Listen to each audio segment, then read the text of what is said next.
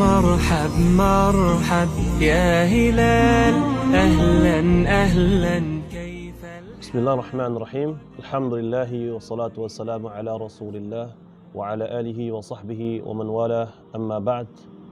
Saudaraku yang dirahmati Allah Subhanahu wa taala, di antara doa paling masyhur yang dibaca melalui lisan-lisan kaum muslimin terkhusus di 10 hari terakhir di bulan suci Ramadan, yaitu Allahumma innaka afuwun tuhibbul afwa fa'fu anni. Doa yang diajarkan oleh Rasulullah SAW kepada umatnya secara umumnya, dan doa yang diajarkan oleh Rasulullah SAW kepada istrinya, yaitu Aisyah radhiyallahu anha secara khususnya.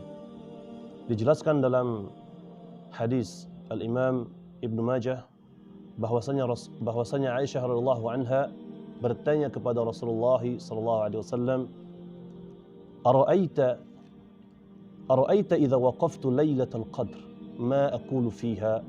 Qala quli Allahumma innaka afuwun tuhibbul afwa fa'fu anni. Bagaimana menurutmu wahai Rasulullah jika aku merasa pada malam itu adalah malam Lailatul Qadr? Lalu Rasulullah SAW menjawab, quli, katakanlah wahai Aisyah, Allahumma innaka afuwun tuhibbul afwa fa'fu anni.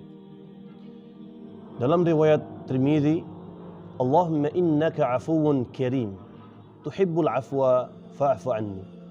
Ada penambahan kalimat karim, dan kedua riwayat hadis ini disahihkan oleh Al-Imam Albani rahimahullahu ta'ala. Saudaraku yang dirahmati Allah Subhanahu wa ta'ala, inilah doa yang masyhur, yang populer, yang dibaca oleh kaum muslimin di masjid-masjid, doa yang dibaca oleh kita di 10 hari terakhir di bulan suci Ramadan. Lalu tahukah kita apa makna di balik doa tersebut? Ketahuilah saudaraku yang dirahmati Allah, sesungguhnya doa yang dipanjatkan, yang kita baca tanpa dimaknai maknanya, maka doa tersebut tidaklah memiliki power untuk diijabah. Oleh sebab itu, muslim dan muslimah yang memburu malam Lailatul Qadr wajib harus memahami makna apa yang disampaikan oleh doa tersebut. Allahumma innaka afuwun tuhibbul afwa fa'fu anni. Ya Allah, Engkau adalah zat yang maha pengampun, tuhibbul afwa, dan Engkau menyukai ampunan, dan Engkau menyukai hambamu yang selalu memohon ampunan. Fa'fu anni, maka ampunilah dan maafkanlah diriku. Saudaraku yang dirahmati Allah Subhanahu wa ta'ala, fa'fu anni, maafkanlah, ampunilah diriku. Apa maksud dari doa tersebut? Al-Imam Al-Qurtubi menjelaskan dalam doa tersebut, yaitu kita memohon kepada Allah Subhanahu wa ta'ala agar Allah Subhanahu wa ta'ala mengampuni dosa-dosa kita, dan kita memohon kepada Allah agar Allah Subhanahu wa ta'ala tidak menghukum atas dosa yang telah kita lakukan. Saudaraku yang dirahmati Allah Subhanahu wa ta'ala, lalu apa hikmah di balik doa tersebut? Dijelaskan oleh para ulama, ada beberapa hikmah.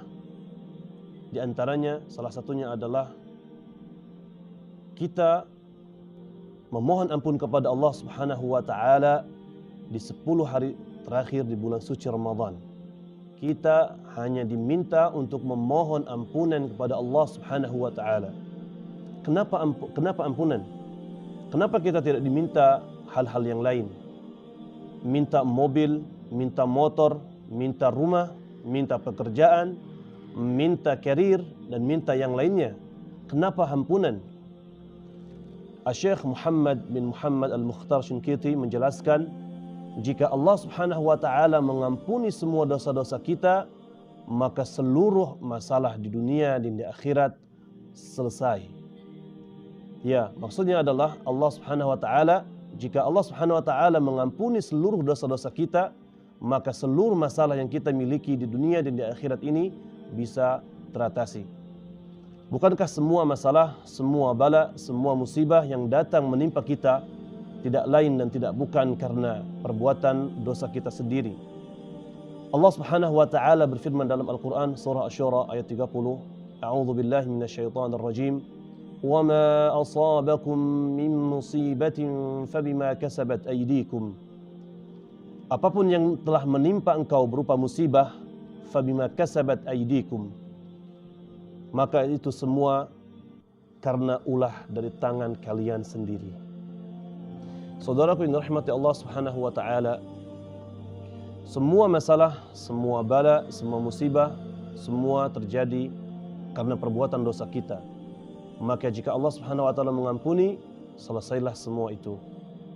Makanya Nabi SAW menyatakan dalam hadis Bukhari dalam Adabil Mufrad, Salillahal afwa wal afiyah, wa idza u'tita al-afiyata fid dunya wal akhirah laqad aflahta. Salillahal afwa wal afiyah, minta keselamatan dan ampunan. Mintalah ampunan dan keselamatan di dunia dan di akhirat kepada Allah Subhanahu wa taala. Wa idza u'tita al-afiyata fid dunya wal akhirah laqad aflahta. Dan jika engkau diberikan oleh Allah, wahai saudaraku, engkau diberikan oleh Allah Subhanahu wa taala ampunan dan keselamatan di dunia dan di akhirat, kata Rasulullah apa? Laqad aflahta. Maka sesungguhnya engkau termasuk dalam golongan orang-orang yang paling beruntung. Maka lihatlah bagaimana perubahan hidup kita setelah bulan suci Ramadan, ketika Allah Subhanahu wa taala mengabulkan semua doa-doa kita di 10 hari terakhir di bulan suci Ramadan. Lihatlah bagaimana Allah Subhanahu wa taala menyelesaikan urusan rumah tangga kita. Allah Subhanahu wa taala menyelesaikan job, pekerjaan, semua maslahat hidup kita. Urusan kita dengan istri, urusan kita dengan anak, urusan kita dengan tetangga, semuanya Allah selesaikan. Saudaraku yang dirahmati Allah Subhanahu wa taala, di 10 hari terakhir di bulan suci Ramadan ini, marilah kita bersama-sama memperbanyak doa, Allahumma innaka afuwun tuhibbul afwa fa'fu anni. Allahumma innaka afuwun tuhibbul afwa fa'fu anni. Ya Allah, Engkau adalah zat yang maha pengampun.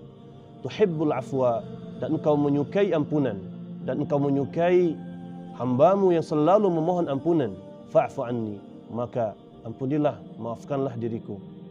Hadza wa sallallahu wasallam wa baraka ala nabiyyina Muhammad wa ala alihi wa sahbihi ajma'in.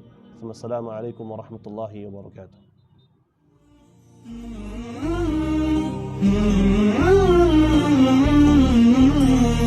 مرحب مرحب يا هلال، أهلا أهلا كيف الحال؟